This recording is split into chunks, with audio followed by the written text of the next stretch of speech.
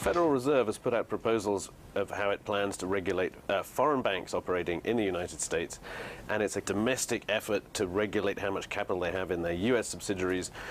Agnes, it's a little more narrower than maybe some people expected. It doesn't seem to respect or allow for capital they may have elsewhere. It says it's got to have it in the U.S. Yeah, I think, again, like one of the concerns is, essentially what they're going to do is hold, big foreign banks with large operations in the U.S. to the same kind of capital requirements they do the U.S. banks. Right, so they're going to say that your subsidiary in the U.S. is a U.S. bank, as far as we're concerned. Exactly, and then basically to have them hold that capital. So if there's problems, it's not like all of a sudden the U.S. is scrambling and trying to figure out, is the parent going to cover these losses? But there was a lot of hope after the crisis that there was going to be international cooperation and so on, and people at the Fed have talked about, well, we have a good line to Deutsche headquarters and the German regulators, and if we have a problem, we can lean on them to put money, and they're kind of saying that's not good enough. Well, I think it's like one of these things, like there's been some movement toward like what they call like cross-border resolution, right? So if a big bank operating in many countries goes under, that there'll be a single point of entry, it'll be the home country that resolves the bank.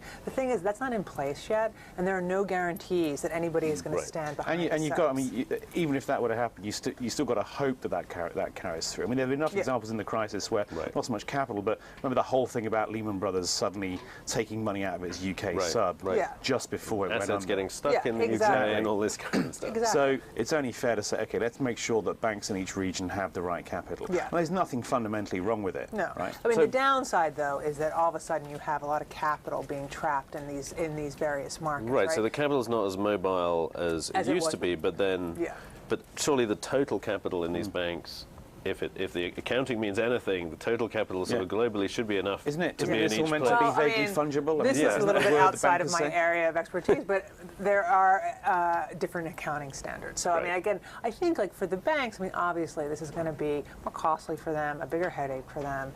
Big banks like Deutsche Bank are looking at pretty significant some kind of either a capital raise or some kind of infusion for its U.S. operations. But again, like I think where we are right now and the experience of 2008, it just again seems like this prudent answer to make sure that well, at least in the interim, we have the capital there so that the home countries, like the U.S. again, these banks, these operations are huge. So what does that mean for these banks? It feels like all this new regulation, probably rightly, is making their lives a little more expensive. It's difficult, right? Because it was just saying we don't know what the accounting rules are from country to country, but arguably it shouldn't make any difference. But if you look at it country to country, okay, what happens if you're Deutsche Bank and you are engaged in rather more trading over here than you would be if you had more capital? Then you cut back your trading desks. Well, is anyone really that bothered about that? Don't forget the whole idea of the Volcker rule, which is cutting proprietary trading for US banks, is to make sure that they don't go overboard. Well, to an extent, maybe this brings the foreign banks a bit more in line, just because they've got no choice but to keep their capital higher. But it's a bit unclear. But I don't see a big problem with this. Okay, we'll leave it there, and we'll have more breaking views tomorrow.